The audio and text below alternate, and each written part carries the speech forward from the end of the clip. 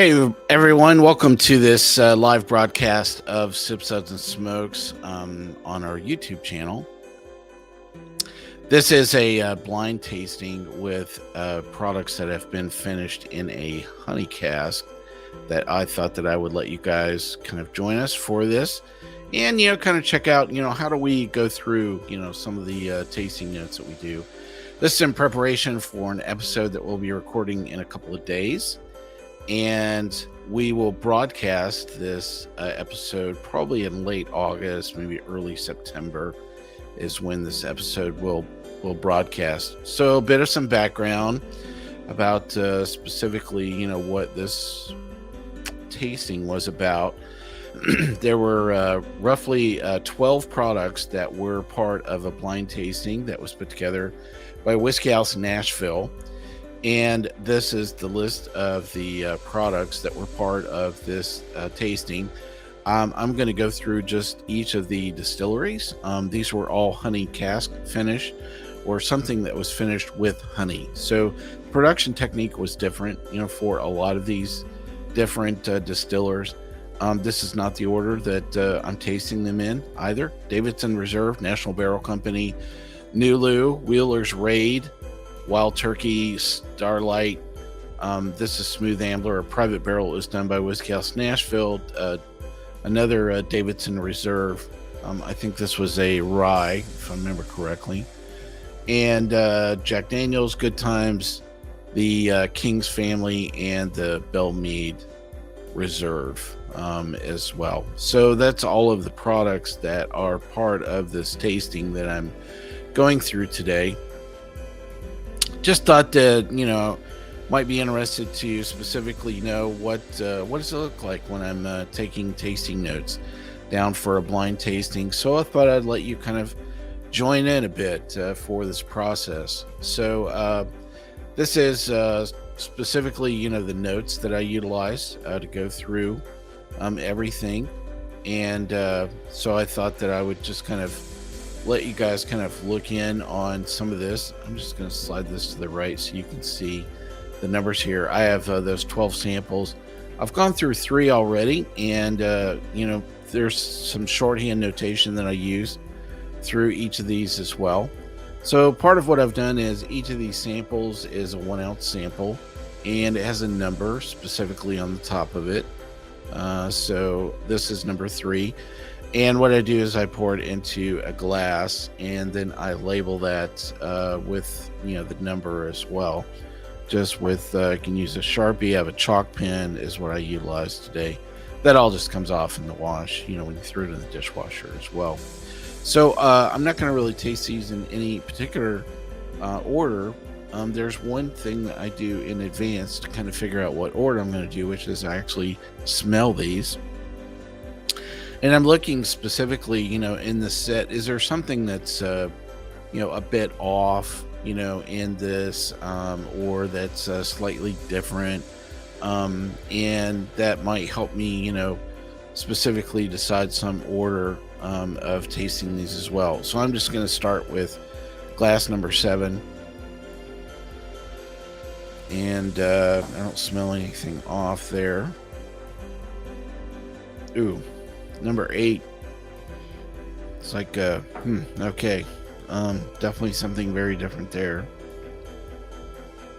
And then number 3. So number 8 has something that's a little bit off in it. So I tend to take the one that has something that is a bit off flavor, or at least from an aroma perspective, first. That way, if I have something, I can kind of cleanse my palate, before I go on to, the other samples that are here as well. So I do have some filtered water here as well. And I'm using this handy dandy new Glencairn pipette. If you haven't seen these yet, they're kind of cool. They just work with pressure and just as a basically a thumb hole or finger hole to maintain the water and the pipette, and then it's kind of pretty and nice. I use pipettes all the time. I usually use just a plastic pipette I have several glass ones, but that was a nice one that they put out from Glencairn directly as well. All right, so let's get to the samples here. Let's do number 8 first. Again, the reason why I chose this one is just because there was something off on the nose. It's so one of the things you'll notice as I'm kind of checking these samples out is when I'm smelling, I'm actually leaving my mouth open, and part of that is because I want the entire experience of whatever I'm smelling in the glass to wash through my entire nasal cavity and into the back of my throat or through my mouth itself. And that allows everything I can possibly imagine to, as I'm inhaling this through my nose, so that I can really understand specifically what may be in the glass. We taste with our nose, not with our mouth, I know. So it's pretty easy to do that. Just hold your nose and then taste something, and then you'll see really hard and fast that you can't taste anything without your nose. So that's why I always fear, getting a cold or getting sick or anything that, disrupts my nasal cavity. God forbid, COVID. So something is off here. It's there's a floral component, to this, which is very different. There is almost like a I don't know, almost like a not acetone, but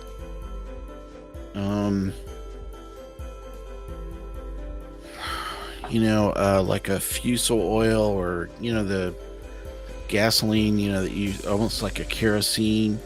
That This is more like a kerosene, kind of aroma. It's very faint, but it's definitely very off-putting. I really don't like the way this smells at all. All right, let's check this out.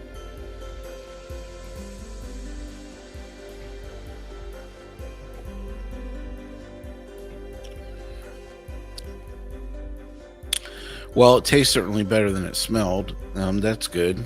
Um, hmm.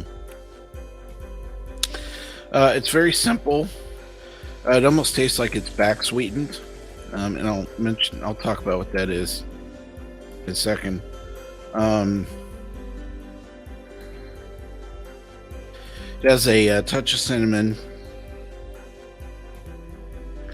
Um, wow, simple is definitely the key word with this. So, back sweetened is basically where you're adding sugar after you have something that's complete.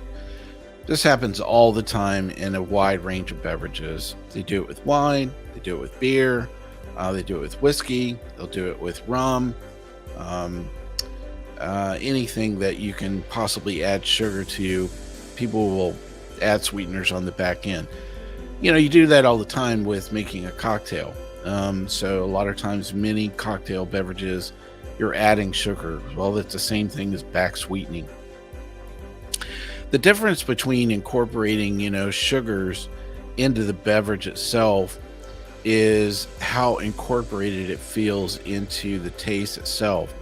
Normally, when something has inherent or endemic sugars into it, it doesn't feel like it's separated. It's all kind of integrated into what you're tasting. So you can taste it on the front, the mid palate, or on the back end finish.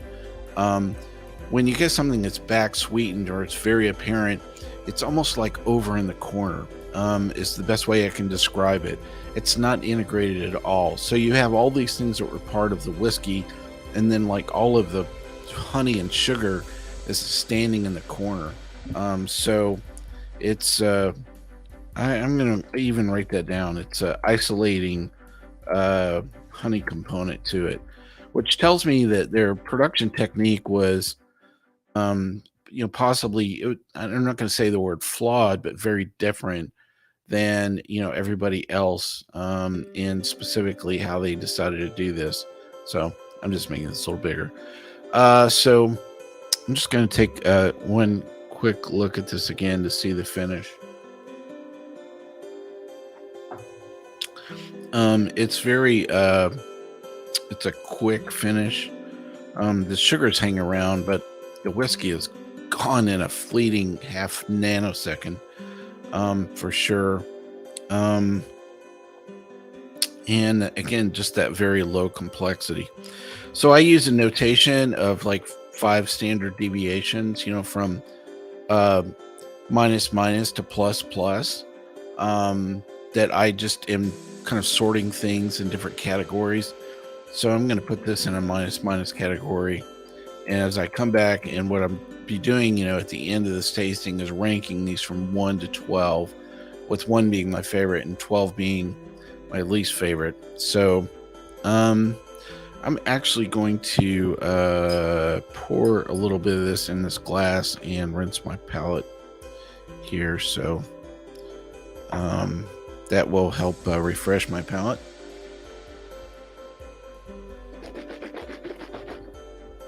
Good swirl. And the other technique that I use is I rub my forearms, especially the back or the top of the forearms together, and just give that a good sniff. And that will reset your palate more than anything else. The smell of yourself. I know it's a strange thing, but it works. So I've been a tasting professional for 20 years. So, I learned that early on, and it really is quite powerful. You can eat 1,000 crackers, but if you never smell yourself, you're never going to reset your palate. All right. So moving on to number 7 here.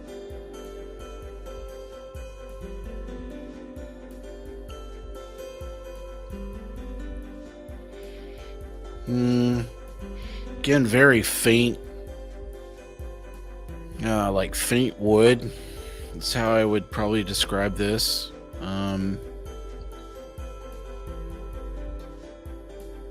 that's really all I'm picking up. It's just the barrel.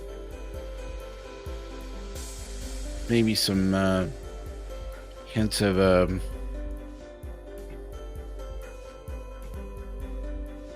don't know. Almost there is like a cinnamon like quality, but almost like a burnt cinnamon, like a toasted cinnamon.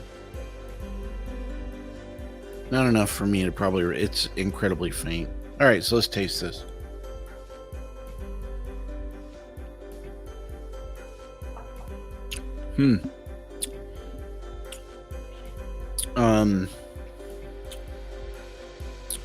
Wow. Fairly balanced.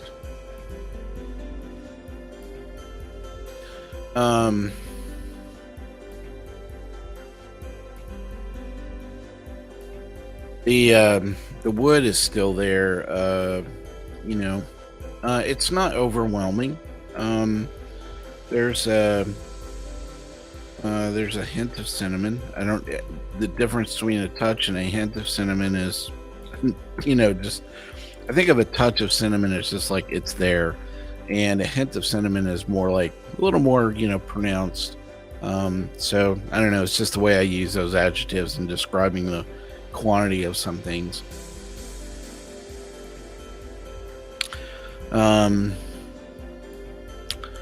The honey or the sugars in this are not earthy enough, so they're more it's closer to a almost like the honey has been diluted, is the way I would describe it. Because all of the elements there of what you would normally get with a regular honey, but they're very muted. And I don't know if it's they probably use cut water, in this, and which means they just added water, to bring down the proof to something, and it just basically killed all the complexity of the sugars that's in this as well. So that's definitely how this is kind of running.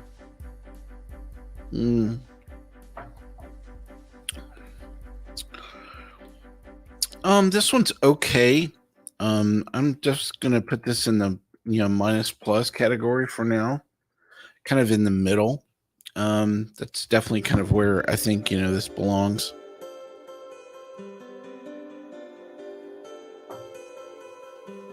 I'm just gonna cleanse my palate again real quick before I go to number 3 here. If you're joining me, you can always enter some comments here as well, and if you want to chat with me or have any questions about specifically, what I'm going through. Um, Interesting. I don't think you guys need to see this part of my notes, eh? So, I think we can remove the definitely this page over here. Let's see. How do I get rid of that? You don't need to view the inventory of everything. There we go. So you guys can see the actual notes I'm capturing as opposed to all of the inventory of things that I have in that notebook. There we go. It's a lot better.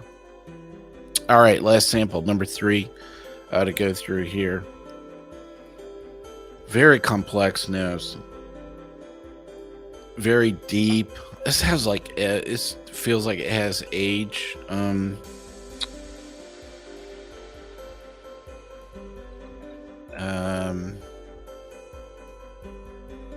Yeah, I have a lot of high hopes for this.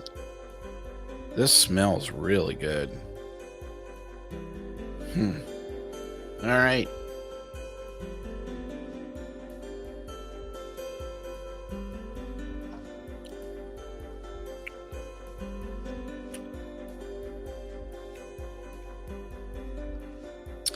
So this definitely has a corn presentation on it, which means that it's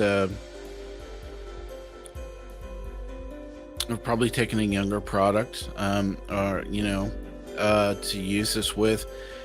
They've really done. This really has masked is the honey itself. That's how I would describe it. Is that they were looking for balance between the sweetness and the honey and the whiskey is probably what they were looking for, in blending. And not necessarily in blending, but deciding how long to leave it in a cask. I'm betting this was a true honey cask where they've seasoned, the barrel in advance and not just dumped honey, into it. So this definitely, from a technique perspective, I think this is right on spot. I just think the underlying product itself is just a little too young. With the corn presentation. God, it smells good. Now I pick up the corn on the nose.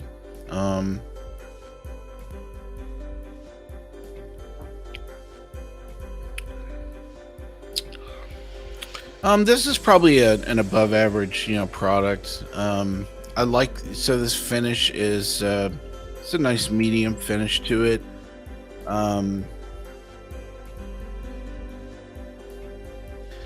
Yeah, I can see a lot of people and really coming back and enjoying this. This is probably something a lot of consumers would go, "Wow, I really love this," but I don't think they would pick up on the corn or the age of this underlying product itself. So I think they've done a great job with some less than stellar whiskey. Is probably where I would put this specific product. Well, so there you have it. I've gone through 3 tastings in a blind tasting here, so you guys could kind of see, what this looks and feels like. And so I'm just going to cleanse my palate now and pour 3 more samples and keep going along with this. That's the whole process that I use for blind tasting, and hopefully this technique was something that'll work for you. If you have a blind tasting with that you're doing either alone or with some friends, it's a very common process that I use. The scoring that we use on the back end is weighted. So basically we rank everything from 1 to 12 and add everything up across everybody at the table. lowest score is the one that's going to be your top pick, and the one that has the most points, is going to be your worst product. So that's kind of how we go through and execute blind tastings here at Sip Suds and Smokes. So thanks for joining me. Hopefully you learned a thing or two. We go through this all the time, and I thought it'd be nice to kind of share some of the process, that I utilize for blind tastings. For now, hey, come back, join us on a regular episode of Sip Suds and Smokes. I'll ask you to have a great time, good weekend, and to keep on sipping.